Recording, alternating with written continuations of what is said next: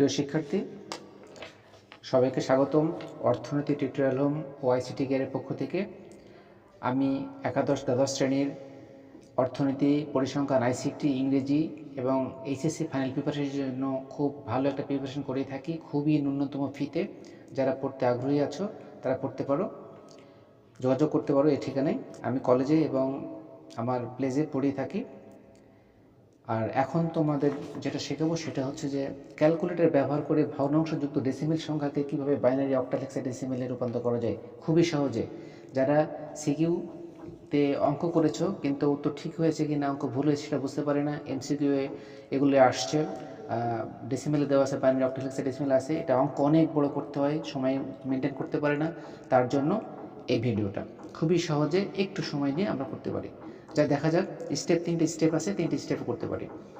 এখানে লেখা আছে যে ডেসিমেল থেকে কীভাবে বাইনারিতে পরিণত করা যায়, এটা আমরা ক্যালকুলেটর শিখবো। কীভাবে ডেসিমেল থেকে কীভাবে বাইনারিতে করা যায় দুটো করে শিখেছি, এবং কীভাবে ডেসিমেল থেকে অক্টালে করা যায় সেটা শিখেছি, ডেসিমেল থেকে কীভাবে হেক্সাডেসিমেল করা যায় সেটা শিখবো। দেখা যাক, প্রথমে নর্মাল মোড, একটা ক্যালকুলেটরের প্রথমে নর্মাল মোড নিয়ে আসতে হবে। নর্মাল মোড করতে হবে, একদম নর্মাল। এখন কী করতে হবে, এখানে 25.75 আছে, করতে হবে প্রথম স্টেপের কাজ। প্রশ্নে যা আছে, এটা প্রশ্নে দেওয়া আছে, গুণ দিতে হবে। গুণ যে বেসে, কোন বেসে যাচ্ছে, বাইনারিতে, বাইনারি বেসে যেতে হবে। বাইনারি বেস 2, এই 2 চাপতে হবে, এবং এর পাওয়ার হিসেবে থাকবে 3, পাওয়ার হিসেবে থাকবে 3, এইটা। তারপরে কী করতে হবে, ইকুয়াল চাপতে হবে, চাপলাম, প্রথম স্টেপ শেষ। দ্বিতীয় স্টেপে কী আছে, মুড থেকে বেসে যেতে হবে, মুড চাপবো 2 বার, এবার বেস আছে, তো বেস 3 আছে, 3 চাপলাম। এবার কী করতে হবে, অ্যান্সার চাপতে হবে, তারপরে ইকুয়াল চাপতে হবে। এখন কোন বাইনারিতে যেতে হবে আমাকে, বাইনারি চাপলে আমার উত্তর চলে আসবে, খুবই সহজ। এই দেখো, 11.0011.11.02। এখন কাজ হচ্ছে যে আমি যে পাওয়ার 3 দিয়েছি, উপরে পাওয়ার 3, এই জন্য 3 ঘর দশমিক বসায় দিলে উত্তর রাইট আনসার।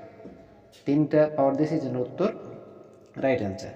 নেক্সট আমি আরেকটা করে দেখাই, এটা আবার জেনারেলে নিয়ে যেতে হবে।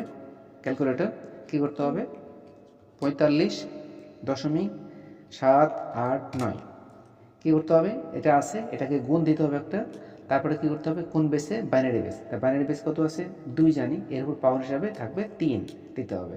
প্রথম স্টেপের কাজ শেষ। দ্বিতীয় স্টেপ কি, মোড থেকে আমাকে বেসে যেতে হবে, বেসে 3 আছে, 3 চাপলাম। এখন কী করতে হবে, অ্যান্সার চাপতে হবে, অ্যান্সার চাপার পরে ইকুয়াল চাপতে হবে, কোন বেসে, বাইনারিতে, বাইনারি চাপলে চলে আসবে বাইনারি। এই তো 10.11.0 এখন কয়টা নিয়েছে, 3, যেহেতু পাওয়ার 3 নিয়েছিলাম, 3 ঘর আগে দশমিক দিয়ে দিলে হয়ে, যেহেতু পাওয়ার 3 আছে, এই 3 ঘর আগে দশমিক দিলেই উত্তর সত্য। কত সহজ, খুবই সহজ। আবার আমাকে ক্যালকুলেটর নর্মাল মোডে নিয়ে যেতে হবে।